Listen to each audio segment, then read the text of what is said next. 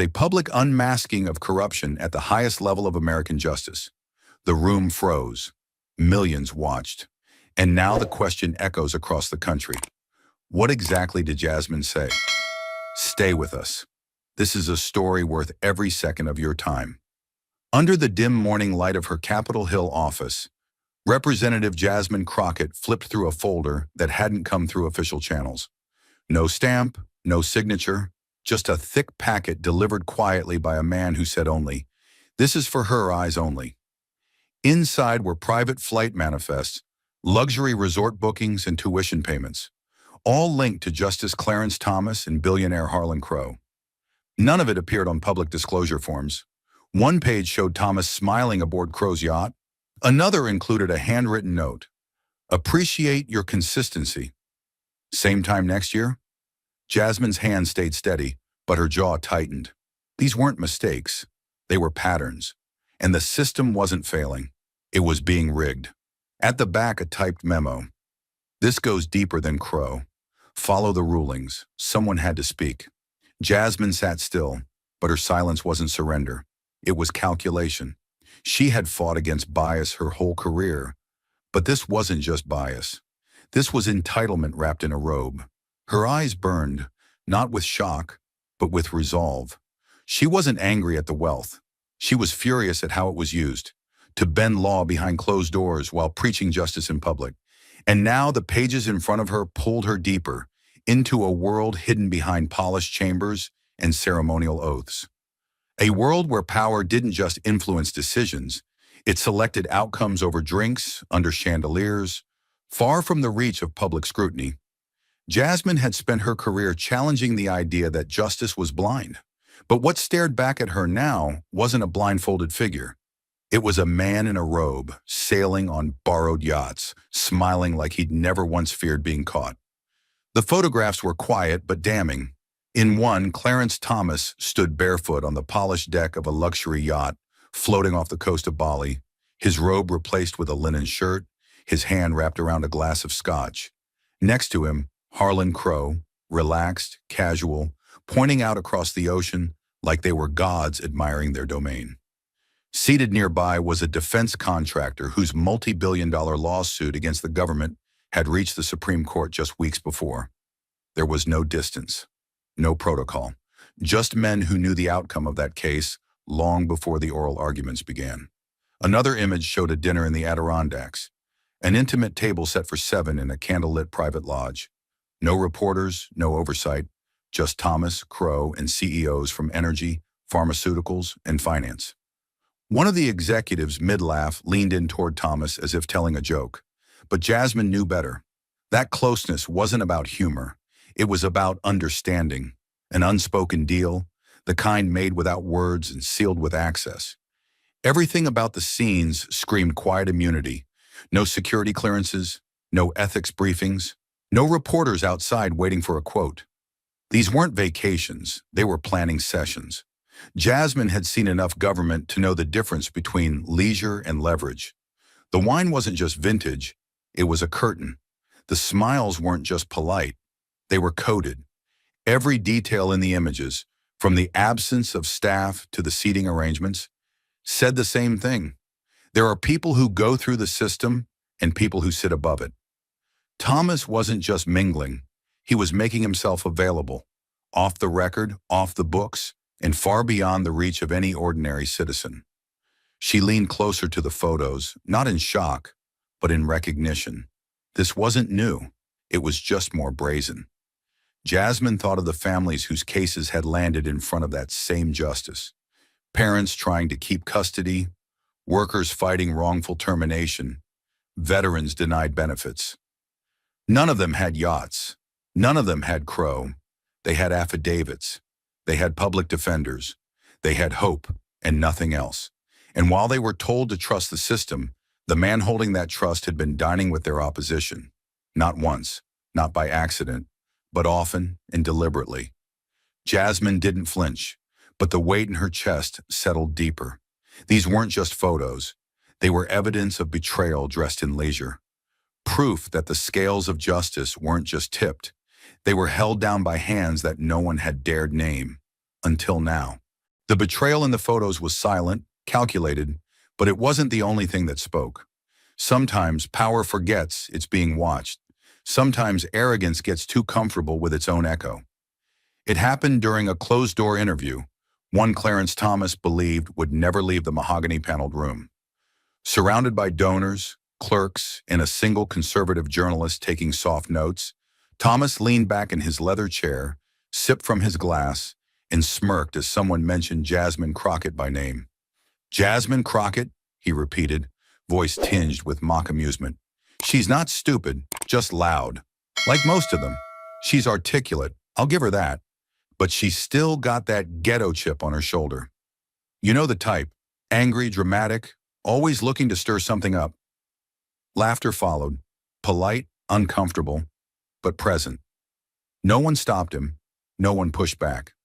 But what Thomas didn't know was that the journalist, young, new, uneasy, had left their recorder running, not by accident, but out of instinct, out of a quiet discomfort that something was wrong. Days later, that journalist sent the file. No commentary, just an audio clip titled, "Private Session, Thomas, March 18th. Jasmine listened alone in her office, elbows on her desk, hands covering her mouth. She didn't pause, didn't rewind. She let it play straight through, every syllable like a weight being added to a scale already unbalanced. When the clip ended, she didn't speak. She stared out the window for a long time, then whispered to herself, "That's what they think when they believe no one's listening." She could have leaked it, could have dropped it to the press and let the internet explode. But that would have been easy and fleeting. Jasmine chose something else. She would bring it to the one place where Thomas couldn't hide behind robes or donors or laughter. The hearing, on record, face to face. She chose confrontation, not headlines. This wasn't about embarrassing him. It was about exposing the rot, live and undeniable, where the country would be forced to look it in the eye. Within 72 hours, the House Committee on Judicial Ethics issued a rare emergency summons, a public hearing to review allegations of undisclosed gifts and conflicts of interest tied to Justice Clarence Thomas. The gravity of the situation was unmistakable. This wasn't some partisan theater. This was an unprecedented breach of judicial integrity. Thomas, used to maneuvering behind closed doors and protected chambers, accepted the invitation with a calculated calm. He had no intention of backing down. In his mind, it would be another political stunt. He'd weather it with charm, legal ambiguity, and the same untouchable presence he'd cultivated for decades. What he didn't expect, what he couldn't fathom, was Jasmine Crockett seated at the dais, waiting not with noise or theatrics, but with precision and restraint. The cameras rolled, C-SPAN lit up, news networks interrupted regular programming. Across America, living rooms, cafes, classrooms, and courtrooms fell silent. The robe had arrived.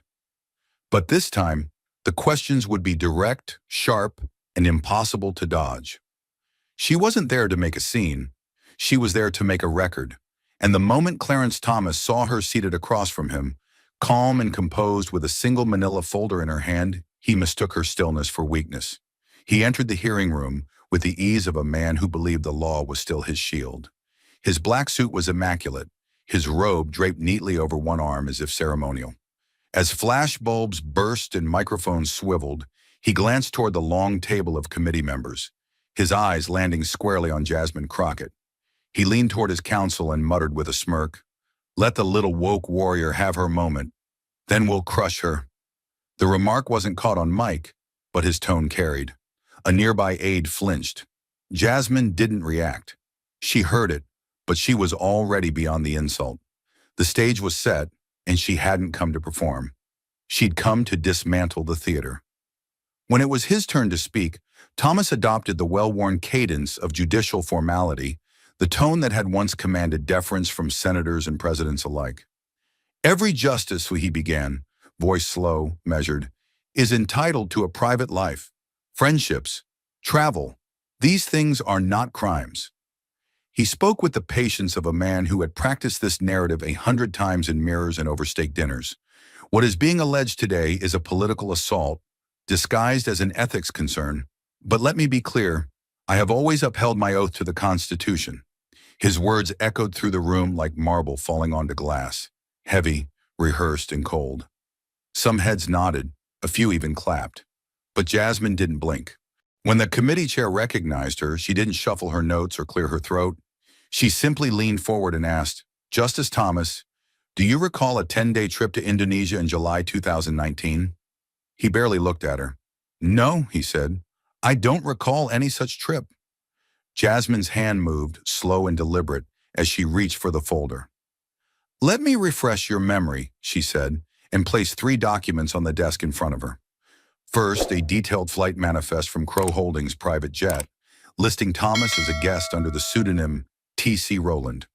Next, a reservation invoice from a private island resort off the coast of Bali, complete with names, dates, and a notation, all expenses covered by Mr. Crow. Finally, a photo. Thomas, in a white shirt, glass in hand, standing at the edge of a marble pool with Crow and 2 oil executives. The hearing room shifted. Chairs creaked. Aides leaned in. The buzz of cameras refocusing filled the silence. Thomas glanced at the image but didn't speak. Jasmine continued, her voice low but unmistakably firm. "Would you like me to play the audio next?" she asked. Without waiting for a reply, she tapped the tablet beside her. A recording played through the room's speaker system. Thomas's voice unmistakable. "You people always make it about race. Maybe if they worked as hard as we did, they wouldn't need a handout." It was damning, not just for what it said, but for what it revealed.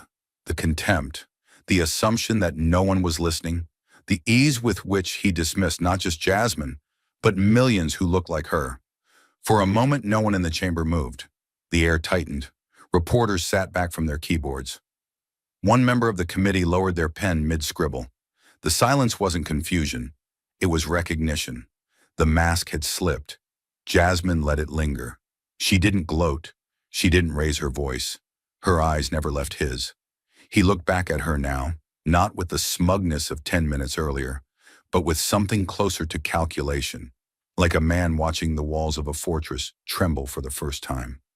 She said nothing more. She didn't need to. The record was made. The truth had entered the room. And for the first time in decades, Clarence Thomas didn't have the last word.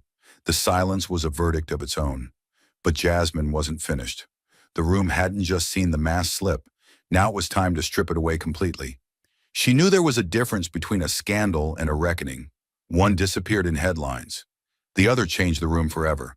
And this moment, this precise exchange, wasn't about gotcha politics or partisan lines. It was about drawing a line in the marble floor of that hearing room, a line that said, "Even you, Justice Thomas, don't get to rise above the truth." She shifted slightly in her seat, her back straight, her gaze sharp and unmoving. The tension in the chamber was electric. Staffers frozen mid-keystroke. Journalists leaning forward as if they could hear history happening before the words even left her mouth. Jasmine's voice was calm, but not soft. She didn't dramatize. She didn't grandstand. She aimed straight down the center, and the truth moved like a blade. "Justice Thomas," she began, measured and surgical, "you have long described the Constitution as sacred. You've spoken of the law as something above politics, above influence. You've told the American people that your duty is to justice, not to personal relationships, not to donors, not to private favors." She slid a wire transfer across the table, carefully angled toward the camera lenses. It bore the name Harlan Crow and an exact figure, $267,000. "Then explain to us, sir, why the law's highest guardian is accepting unreported gifts, international travel, and private retreats from a man whose business has stood before your court." Her tone was even, but beneath it burned a rage earned through years of watching the powerful move untouched. "Help me understand. What oath includes luxury yachts and secret favors?" Thomas sat still at first, but something flickered in his eyes. An edge, a crack in the mask. The weight of her words landed. He adjusted his microphone. Then, like a switch flipping, the judge's composure gave way to something rawer, less rehearsed. "Don't sit there and lecture me about ethics," he snapped, his voice sharper than it had been all day. "I've spent 3 decades defending the Constitution while people like you weaponize it for political spectacle. He leaned forward now, tone rising with every word. You think this is about justice? It's a damn circus, a witch hunt. You're not here for answers. You're here for airtime. And then the line he wouldn't be able to take back. Who even are you to question me? Gasps. Audible ones. Not from the crowd outside, inside the hearing room. Even some of his Republican allies looked up from their notes. Reporters stopped typing, eyes locked on the witness table. It wasn't just the tone, it was the implication. It was that instinctual, deep-seated dismissal that black women in power knew too well. That coded contempt wrapped in formality. That assumption that she wasn't enough, not seasoned enough, not neutral enough, not white enough, to dare interrogate a man like him. Jasmine knew it before he finished the sentence, and she was ready. She let the moment breathe. The silence felt heavy, loaded. The entire room leaned toward her, not physically, but in energy, in weight. Then with a calm that cut through the noise like a scalpel, she leaned into the microphone and answered him. I am the consequence of everything you hoped would stay hidden. The words didn't just land, they detonated. She said it without raising her voice. No anger, no fire, just a statement so precise, so surgically chosen, that even the most cynical observer couldn't look away. Thomas looked at her now, not with contempt, but with calculation, like a man who had expected a sparring partner and instead found himself standing in front of a mirror. Jasmine wasn't just dismantling his defense, she was naming what it meant, that his comfort, his confidence, had always relied on the silence of others. But now the silence was broken, and the robe didn't make him untouchable anymore. The words lingered in the air like smoke after a controlled detonation. No rebuttal, no legalese, just silence, the kind that follows truth spoken too clearly to ignore. Within hours, the audio was everywhere. Newsrooms clipped the recording and blasted it across every major network. Cable anchors paused mid-segment to play it again. Clarence Thomas, in his own voice, saying, "You people always make it about race." Social media caught fire like dry timber under lightning. The hashtag Thomas took the trip exploded across platforms, trending globally within the hour. Thousands shared receipts, images, and commentary. College professors posted thread-by-thread breakdowns of judicial ethics violations.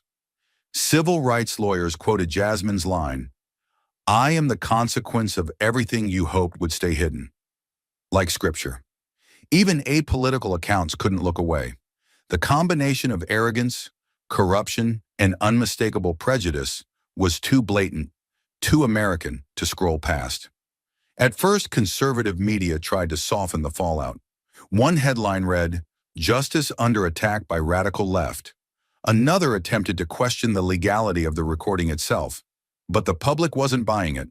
The evidence wasn't opinion. It was Thomas's own voice.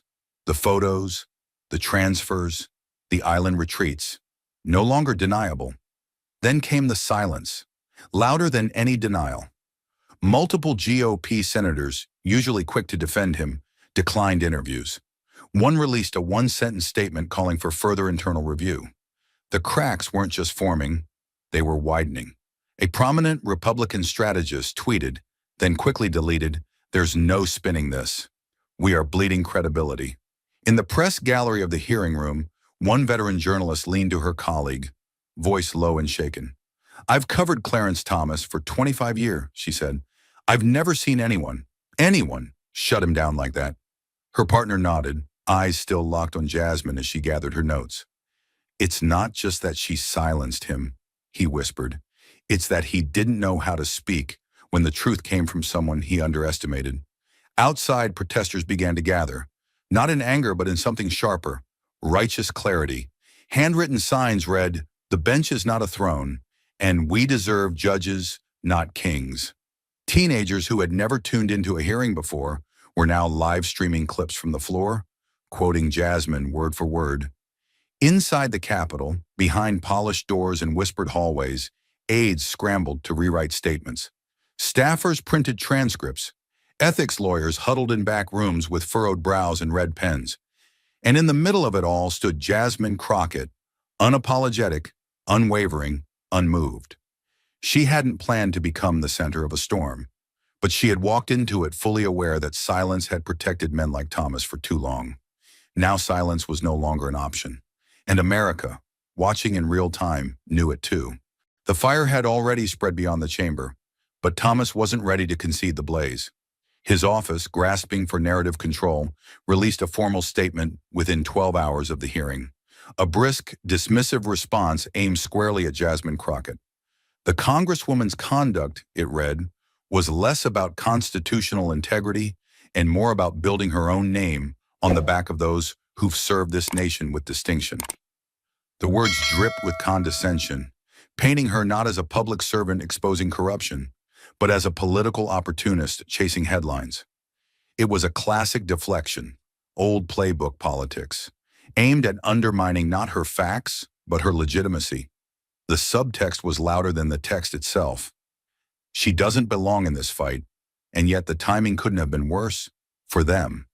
Because even as Thomas's press release hit inboxes, a young investigative reporter from ProPublica, digging through financial disclosures and third-party tuition records, uncovered something Thomas had never expected to see the light of day. Harlan Crow, already linked to flights, real estate deals, and exotic retreats, had paid over 6 years of private boarding school tuition for Thomas's grandnephew.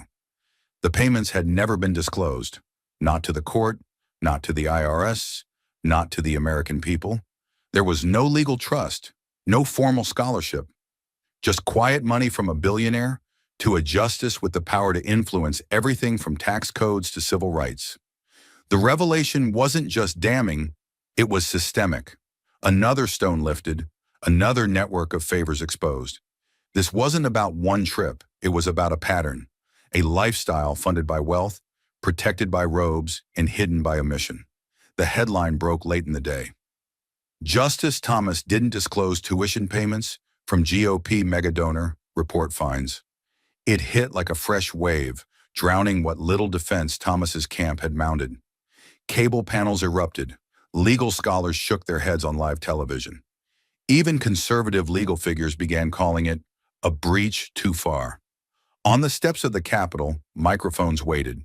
Jasmine Crockett stepped into the sunlight, not with a grin, not with a victory pose, but with the steady calm of someone who had always known where this was heading. Reporters shouted questions. "Do you feel vindicated? Are you calling for his resignation?" But she raised a hand, then leaned toward the podium with quiet precision. "This is not about me," she said, her voice clear, cutting through the chaos like glass. "This is not about party or personality. It's not about race, though some will try to make it so. This is about power, unchecked, unregulated, and unaccountable. This is about a system where the most privileged actors can be bought by private wealth while telling the rest of us to trust in blind justice.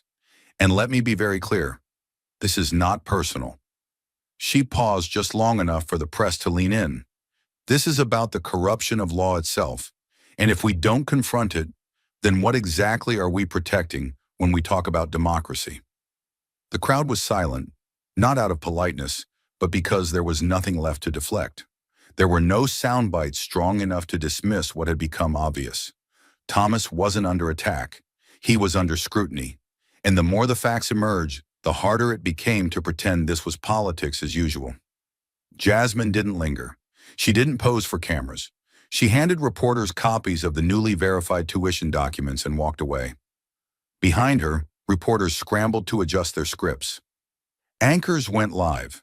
And inside the court of public opinion, something irreversible had shifted. What began as a hearing had become a reckoning, and Jasmine Crockett, long underestimated, had become its voice. The press conference had barely ended when the pressure behind the scenes began to rise like a sealed boiler nearing rupture. Jasmine Crockett, calm beneath the flash of dozens of cameras, returned to her office with no celebration, no fist pump, no victory lap. Her team tried to read her mood, but her eyes betrayed nothing. To them, this might have looked like a win, but to her, it was just day one. Inside a modest office 2 blocks from the Capitol, a different kind of engine had begun to churn. The American Accountability Institute, an independent, nonpartisan ethics watchdog, with a long reputation for precision and integrity, had been working quietly in parallel. They hadn't planned to act. Not at first. Like most institutions, they had assumed the system would self-correct. But Jasmine's public takedown of Clarence Thomas had peeled back a layer they couldn't unsee. That same night, with a table full of cross-referenced data, former federal prosecutors, judicial scholars, and forensic accountants signed off on a legal earthquake, a formal demand for recusal. It was sent to the Judicial Conference of the United States, to the Chief Justice, to the Office of Government Ethics, and, to ensure it would not be buried, to the press. The document was 312 pages long. It named 12 cases that Clarence Thomas had presided over in the last decade. Cases with billions of dollars at stake, cases that had redefined labor protections, environmental regulations, and campaign finance laws. And in each of those cases, it revealed, often down to the flight number or the dinner reservation, a direct or indirect connection to Harlan Crow or one of his affiliated networks. There were steakhouse dinners the night before oral arguments. There were real estate transfers that coincided with draft opinions. There were private conversations on private jets with private interests whose names had appeared in small print on the court's docket. None of it had been disclosed. The report made one conclusion very clear. This wasn't coincidence, it was coordination. And then came the unthinkable. On the morning of the third day, just before noon, the Federal Judicial Oversight Panel released a statement so rare, journalists had to double-check its authenticity before going to air. In light of newly uncovered documentation and growing public concern regarding undeclared financial relationships, it read, "The panel will convene an emergency review to investigate potential violations of the Code of Judicial Conduct and applicable federal ethics statutes by Justice Clarence Thomas." It was clinical, cold, precise, but to Washington it read like thunder. The federal judiciary does not investigate itself lightly. The walls of the Supreme Court were not built to be pierced by sunlight. Yet here they were, suddenly transparent. In the following 48 hours, constitutional law professors filled primetime TV slots. One legal analyst on MSNBC said, with real unease in his voice, "We are now in territory no modern democracy has walked, an active ethics investigation into a sitting Supreme Court justice whose votes have shaped generations of law." And through it all, Jasmine Crockett stood still. She wasn't parading on morning shows. She wasn't doing interviews with late-night hosts. While her staff fielded hundreds of media requests, she sat quietly behind her desk, poring over the same documents that had lit the fuse. Her team wanted her to celebrate. "You broke through," one aide whispered. "You brought the untouchable to the table." Jasmine looked up and said quietly, "No, I just brought the table to the people." But beneath her calm was something far more dangerous to those who had grown used to impunity: clarity. Jasmine understood exactly what came next. Retaliation would not be loud, it would be strategic. There would be think pieces questioning her tone, cable news panels asking if she had politicized a personal grudge. Donor networks would quietly circulate rumors, anonymous leaks, political smears. They would try to muddy the air, not to defend Thomas, but to blur the facts enough to protect the next version of him. Because Jasmine hadn't just confronted Clarence Thomas, she had confronted an entire ecosystem, one that depended on robes to deflect scrutiny and power to outlast truth. But this time, truth had stayed. The night the ethics panel announcement went public, she received a handwritten letter delivered through the secure Capitol mail system. It was unsigned. No return address. Just 5 words, written in careful block print. "Keep pushing. Eyes are opening." She folded it once, tucked it into her desk, and said nothing. Elsewhere, the backlash she expected began to swirl. One conservative pass launched an attack ad, painting her as divisive and inflammatory, over soft piano music and a black and white photo of her raising her hand during the hearing. A senator from Kentucky called her a political arsonist. A popular radio host mocked her as just another loud mouth from Texas. But what none of them realized was that every insult was proof she'd struck the nerve they thought untouchable. Every attempt to discredit her only sharpened the blade she had already placed against the neck of unchecked power. And across the country, the story wasn't fading, it was spreading. In law schools, professors rewrote lecture notes to include the ethics case, now known as Crockett versus Thomas, unofficial. High school debate teams chose judicial ethics as their new season topic. Even local newspapers, those long ignored in favor of national headlines, ran front-page stories. Justice under review, what one congresswoman exposed that the courts wouldn't. Meanwhile, Jasmine stayed in motion. She met with advocacy groups. She quietly convened retired judges and civil rights lawyers to begin drafting the Judicial Integrity Act, a bill that would require mandatory financial disclosures, lifetime conflict of interest databases, and independent oversight of all federal justices. She knew it would take years. She knew it might never pass. But as she said to her team, "We're not here to write press releases. We're here to write history." Back in the hearing chamber, Clarence Thomas had not returned. The court released a brief update. Justice Thomas is reviewing recusal petitions and will respond in due time. But behind the scenes, whispers turned to tremors. Several staffers had already quietly resigned. A legal clerk with deep connections in the judicial conference told one reporter off record, "He's not untouchable anymore. He's radioactive." And within Washington's power corridors, it became clear. No one was going to fall on the sword for him. For the first time in his career, Clarence Thomas was alone, and Jasmine Crockett, calm, unwavering, focused, was still standing.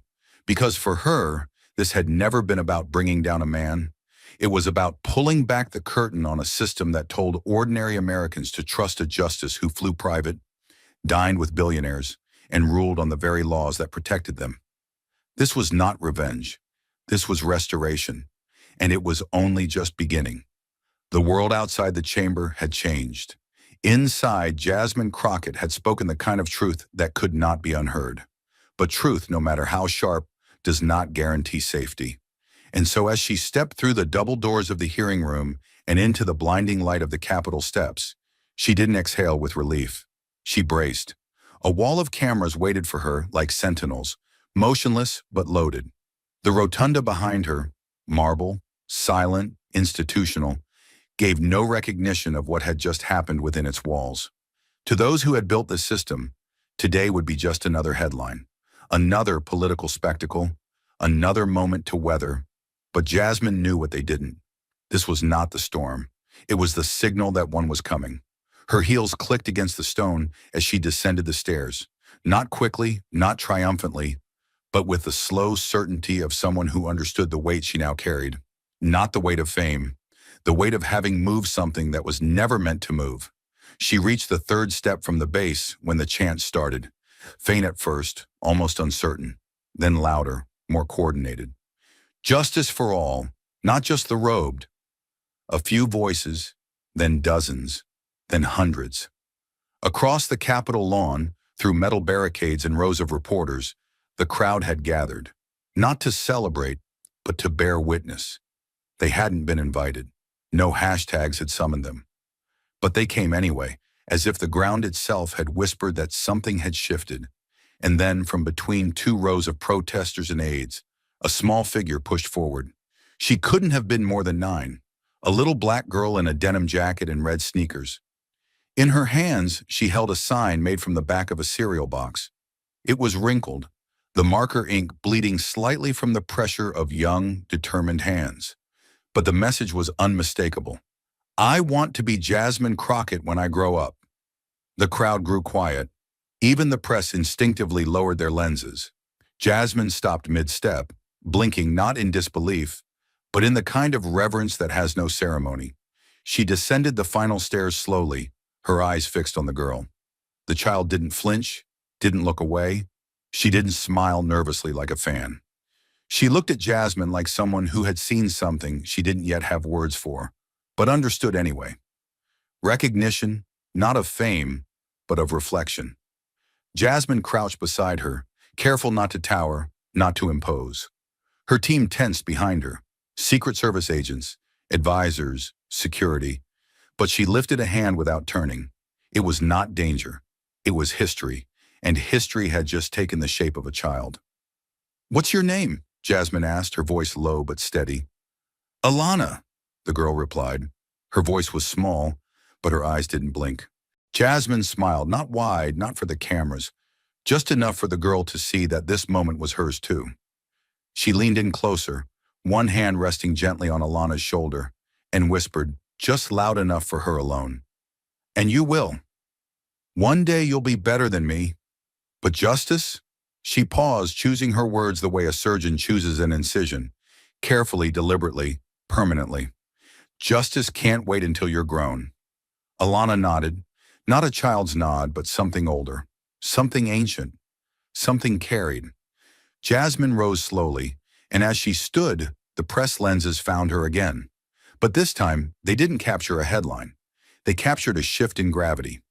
Behind the lens, one cameraman wiped his eyes. A journalist who had once dismissed Jasmine as performative now stood frozen, his questions forgotten. A Capitol intern tweeted a photo of Jasmine and Alana with the caption, "I saw the future today, and it looked like courage wrapped in denim." The post hit 4 million views in 3 hours. Meanwhile, inside political war rooms, the damage control began. But no amount of spin could change the reality that had been caught on a child's cardboard sign. This wasn't about Jasmine anymore. It was about the idea of Jasmine. The threat wasn't her voice, it was what her voice unlocked. The notion that someone like her, not born into legacy, not shielded by donor networks, could walk into a marble room built to silence people like her and speak anyway. Back in her office, Jasmine finally sat down, alone. The noise outside couldn't touch her here. She stared at the folded sign one of her aides had retrieved from the little girl. It now lay across her desk, surrounded by files, ethics reports, legal drafts. It looked out of place, and yet somehow it was the most important document in the room. She thought of the long arc, how many hearings she had sat through where women who looked like her were spoken over, cut off, or left off the guest list entirely. She remembered the professors who had doubted her, the judges who had rolled their eyes, the commentators who had called her angry when she was precise. And then she thought of Alana, standing without flinching. It hit her in a way the camera would never see. She hadn't just given someone a future, she'd proven it already existed. Her phone buzzed. A message from an old law school professor. "I owe you an apology. I taught law like it belonged to us. You reminded me it doesn't." Jasmine closed her eyes for a moment. Then she opened them, stood, and picked up the sign again. Outside, the protesters were still chanting. Inside, the weight of power had shifted. And across the country, little girls were taping cereal box signs to their bedroom walls. Not because they'd seen a politician win, but because they'd seen a woman refuse to be moved. The silence after the storm was not absence. It was absorption. By nightfall, the broadcast had reached all corners of the country. Not just television networks, but mobile screens in buses and subways. Laptops glowing in dorm rooms, TVs in barbershops, laundromats, hospital waiting rooms. People didn't just watch, they leaned in. It wasn't entertainment, it was reckoning. CNN cleared its top-of-the-hour slot for a full 20-minute segment titled "The Robe and the Reckoning," inside the ethics earthquake at the Supreme Court. MSNBC followed with a panel titled "Truth on the Record: How Jasmine Crockett Confronted Power and Made It Blink." Even Fox News, known for its hostile framing, was cautious. Its Chiron read, "Justice Thomas under fire. Ethics panel launches rare probe." No one dared use the word vindicated, but it hung in the air like ozone before a second strike. In the CBS studio in Washington, D.C., a special edition of 60 Minutes opened with a visual, the stark contrast between two faces. Clarence Thomas, solemn, expression unreadable in a grainy courtroom still. Jasmine Crockett, mid-question, calm and laser-focused, framed against the cold architecture of constitutional power. The narrator's voice cut in, low and deliberate. For decades, the Supreme Court has remained untouched by formal ethics inquiry. That streak ended this week, not with a scandalous leak, not with an inside defection, but with a single congressional hearing, and a woman who refused to be dismissed. They didn't even name her yet. They let the weight of the moment speak first. Next came the footage. Jasmine stepping into the chamber, Thomas turning away. The audio from the now famous line, I am the consequence of everything you hoped would stay hidden. The segment let the silence do most of the work. No dramatic music, just raw reaction footage. A stenographer pausing mid-keystroke. A Senate aide mouthing, "Wow." A White House staffer watching on a phone, jaw clenched. America didn't hear a performance. It heard a confrontation with lineage, with legacy, and with the quiet violence of systemic immunity. Then came the montage.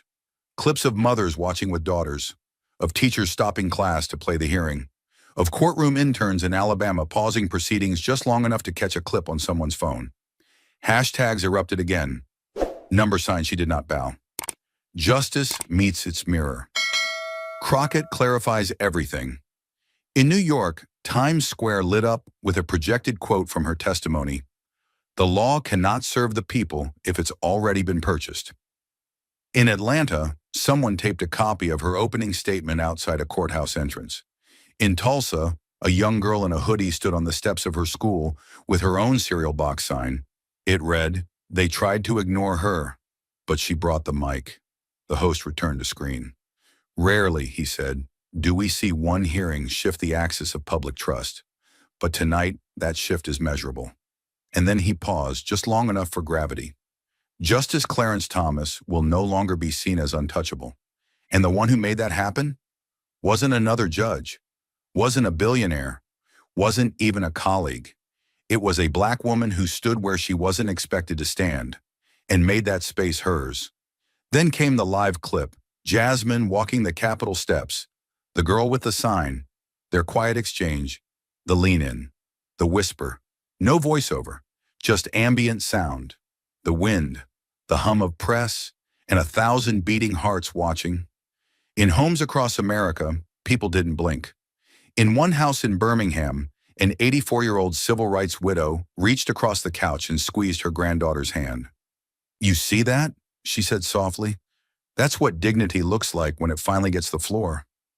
In another home, a former Marine flipped through channels until he landed on the broadcast.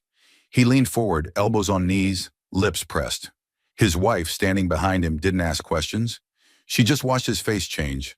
And somewhere in Texas, in a public school that didn't even have working heat that week, a civics teacher replayed Jasmine's final exchange 3 times to a room of 11th graders who had never before cared who sat on the Supreme Court.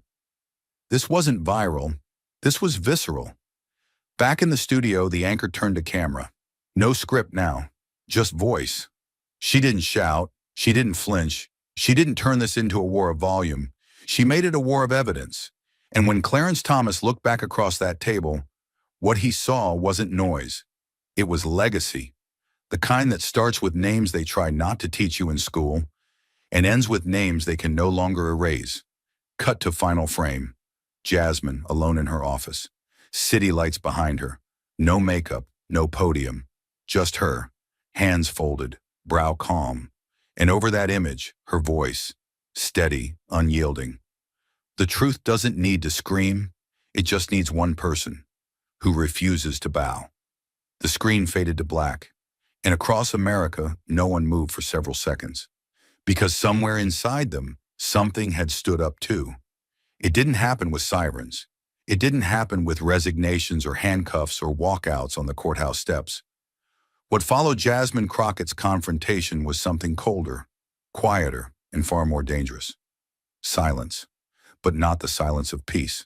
The silence of recalibration. By morning, the Supreme Court building stood unchanged in shape, but not in temperature. Its pillars still gleamed in the early light.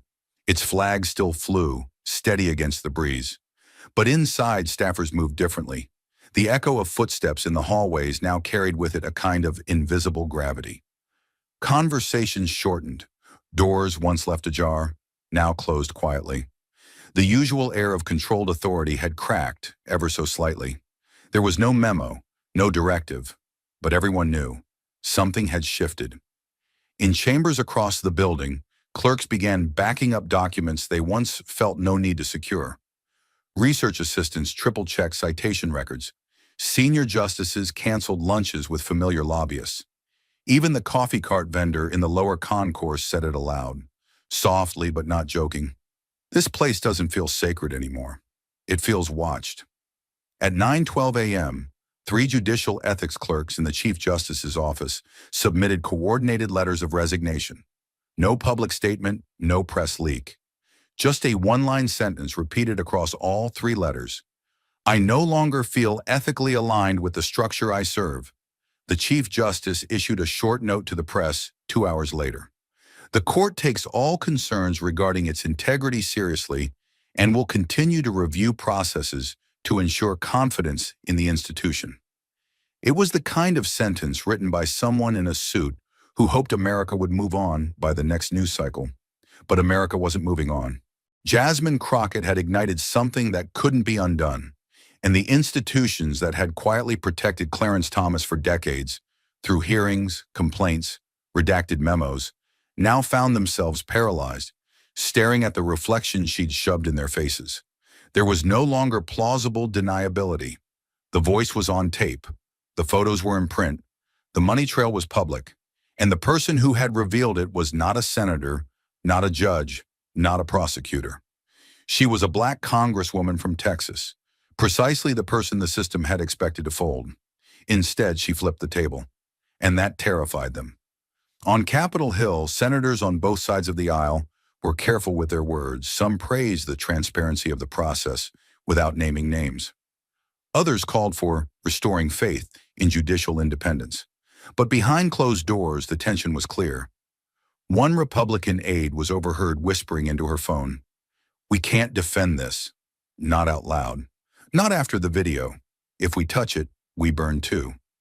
In the West Wing, legal advisors met behind closed doors to discuss contingency plans for judicial reform proposals that had been shelved for years.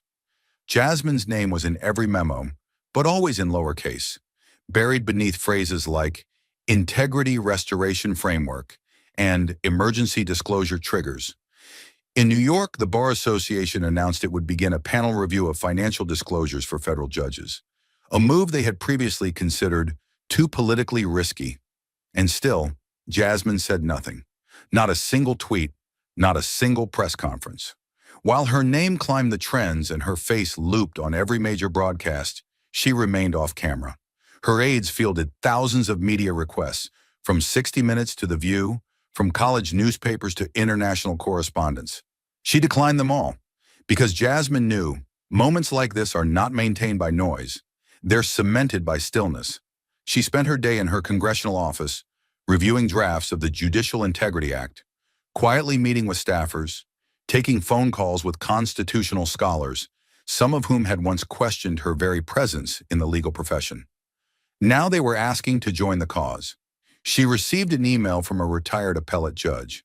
Subject line, confession. I ruled on a case in 2009 that should have gone differently.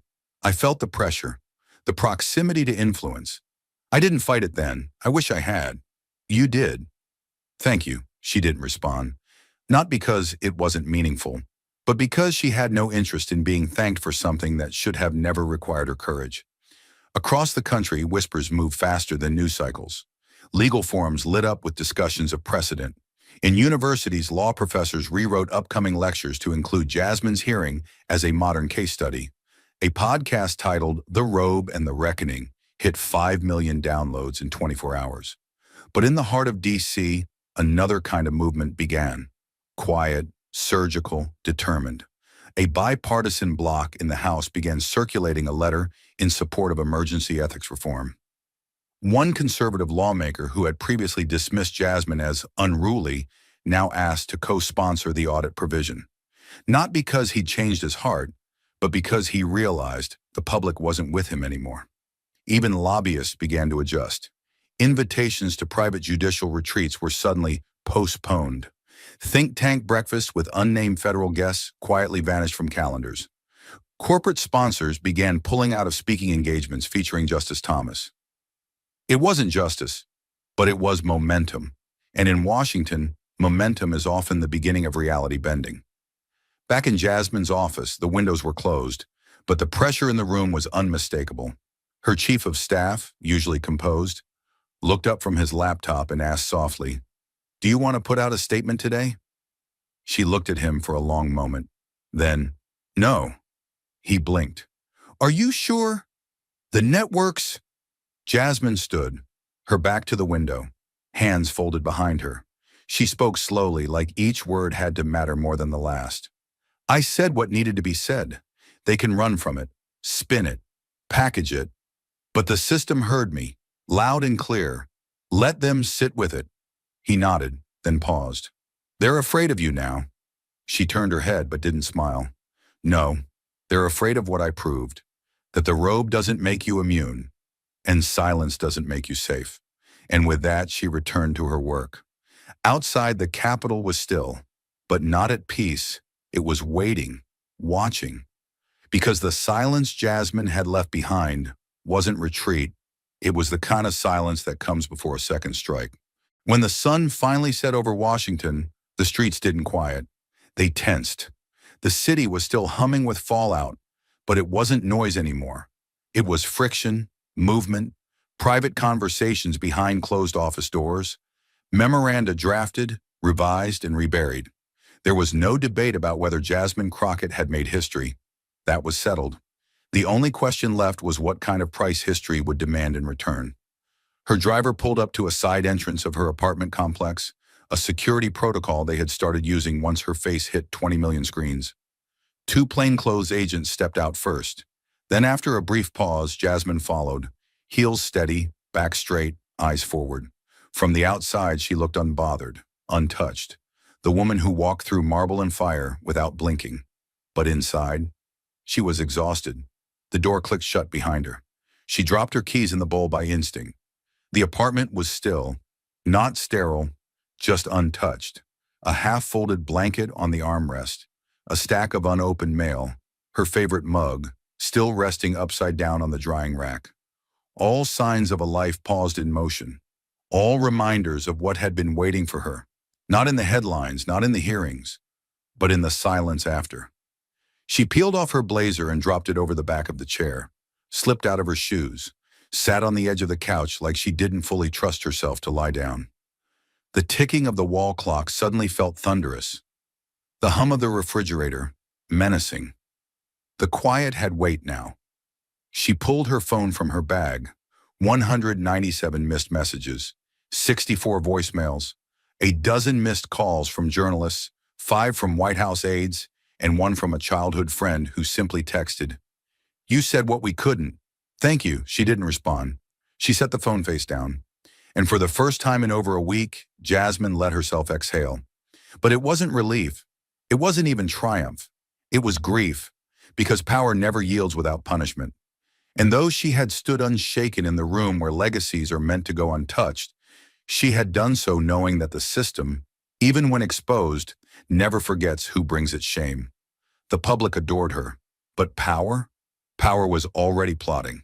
She leaned forward, elbows on knees, fingers clasped in front of her. Her heart was pounding, not with fear, but with the knowledge that the worst wasn't behind her. It was ahead. The slow attrition, the whispered phone calls, the donor meetings she'd never be invited to again, the subtle exclusion from future bills, the colleagues who would clap for her in public, then call her too much in private. She had pierced the skin of the institution, and now the antibodies would come. She stood and walked to the window looking out over the quiet city. The Capitol dome glowed in the distance, framed against a slate-gray sky. It looked smaller now, not because she had grown, but because she had stopped seeing it as a symbol and started seeing it as a mechanism, one that could be dismantled and rebuilt. She closed her eyes. Images rushed in, Thomas's face as she delivered the final question. The recording playing across the chamber, the young girl with the cardboard sign, the collective gasp, the hush that followed. Then, the silence that greeted her in the hallway afterward. No applause, no handshake, just a corridor of stairs and hurried steps. They weren't ready to look her in the eye. Not yet. Her phone buzzed again. She ignored it, walked to the kitchen, poured herself a glass of water. Her hands shook, just slightly as she lifted it, not from weakness, from release. The adrenaline had carried her through 10 days of fire. But fire, once extinguished, leaves ash behind. She wasn't burned, but she was covered in the weight of what she had walked through. She sat again, this time deeper into the couch. her eyes scanning the dark room like a survivor checking for aftershocks. And then, in the middle of the stillness, she did something she hadn't done since law school. She cried, not sobbing, not unraveling, just quiet, controlled tears that rolled without urgency. It wasn't sadness. It was something else, something heavier. The grief of understanding that truth, once spoken aloud in a room that tried to silence it, doesn't set you free. It isolates you. But as the tears fell, so did the weight of pretense. Jasmine didn't cry because she regretted it. She cried because she finally had space to feel what it had cost. After a while, she stood, walked to her bookshelf, pulled down a worn copy of James Baldwin. Inside the cover, her mother's handwriting. "This country wasn't built for women like you, but speak anyway." She touched the ink with her thumb, closed the book, whispered aloud to no one, "I did." Then she turned off the lights, went to bed, and slept not peacefully but fully. Because when the system moves to punish you for truth, it means one thing above all else. You hit something real. And Jasmine Crockett had always known. Real change doesn't echo. It scars. She had spoken her truth, sat in silence with its weight. And now, beneath the still hum of a nation reckoning, came the one thing she'd never sought, but now carried, the responsibility of meaning. She had not asked to become a symbol. And yet, by the end, Jasmine Crockett had become something more dangerous than a headline. She had become a mirror held up to the most powerful court in America, a mirror no one could look away from. Not the justices in their robes, not the donors in their towers, and certainly not the millions watching from living rooms, classrooms, kitchen tables, each of them suddenly painfully aware that what they had trusted as sacred could in fact be bought. And once a mirror like that is held up, it doesn't go away, it lingers, it burns, it forces a reckoning. This story does not end with applause. It ends with the question that echoes through every institution touched by her voice. What does it cost to tell the truth? That's the moral spine of this narrative, not triumph, but cost. Because Jasmine Crockett didn't win a prize. She didn't get a promotion. She didn't walk out of the Capitol to balloons and banners. She walked out into silence. And that's what makes this story real. Because truth tellers aren't crowned. They're cornered. They're smeared, isolated, dragged through commentaries and campaign ads and backroom whisper networks that say, she made it about herself, or she was too emotional, or she just wants attention. That's how power defends itself, by calling the person with the torch flammable. But Jasmine, she didn't just hold the flame. She walked straight into the dry forest, and she lit it anyway. Not to burn it down, but to reveal what had been hiding in the shadows all along. That's the deeper message here. Truth isn't safe. Truth isn't neutral. Truth, real truth, costs you something. It costs you comfort. It costs you convenience. And sometimes, it costs you peace. But it's the only thing in this country that has ever moved us forward. From every woman who was told to wait her turn, to every black leader told to calm down, to every working person who pointed at a broken system and was told to be grateful anyway. This is what happens when someone doesn't wait.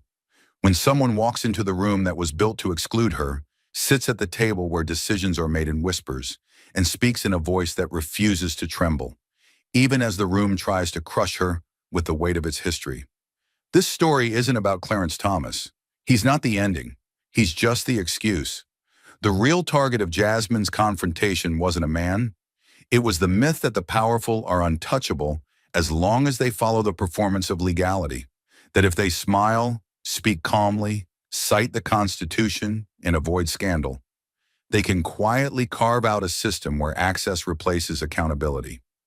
But Jasmine didn't come for the performance. She came for the receipts. And when she laid them out, documents, photos, timestamps, audio, the performance fell apart. Because even the finest robe can't cover the scent of rot once it's in the air. And that's what she gave this country. The scent of something rotten that we could no longer pretend wasn't there. But what does that mean for the rest of us? What lesson remains once the fire dies down? It means this. You do not need to hold a gavel to defend justice. You do not need to be born into a legacy or carry a last name written on buildings to demand fairness. You do not need to be rich or male or polished in ivory tower language to call a lie what it is.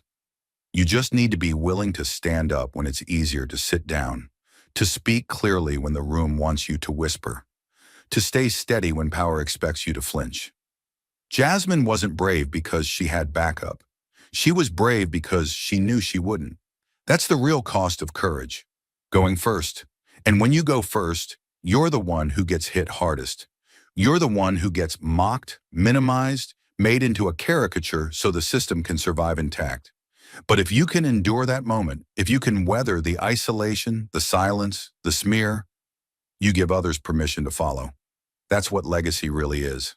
Not statues, not quotes in textbooks, not a building named after you. Legacy is the moment someone sees you stand and thinks, if she did it, maybe I can too. And now, across the country, there are thousands, millions of people watching Jasmine Crockett and thinking exactly that. Students, activists, teachers, whistleblowers, mothers, young girls taping signs to walls, lawyers printing out her words to keep in their desk drawers, clerks watching hearings with new eyes. They aren't inspired because she won. They're inspired because she stood, because she stared down an institution that assumed it was bulletproof and made it blink. Because she reminded us that the law is not a spell. It's not holy. It's not divine. It's a tool. And like any tool, it can be sharpened or dulled, depending on who's holding it. And in that moment, Jasmine held it sharper than anyone in the room. So if there is one message left after all this, let it be this. Do not let the robe fool you.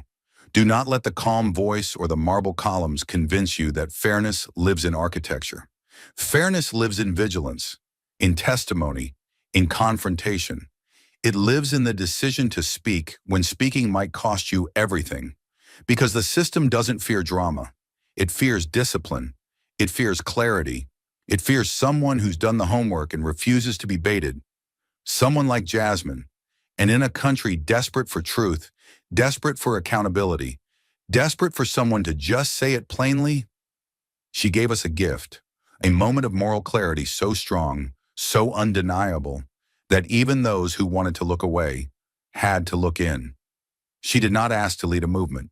She did not script a legacy. She simply told the truth. And sometimes that's all it takes. Not a revolution, not a riot, just one voice in one room at the right time, saying, no more lies, and then refusing to bow. Thank you for watching until this moment and for standing with us on this journey for justice.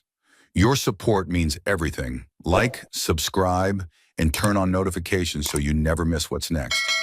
And we'd love to hear your thoughts. Leave a comment below and let us know what moved you most in this story. Together, our voices make a difference.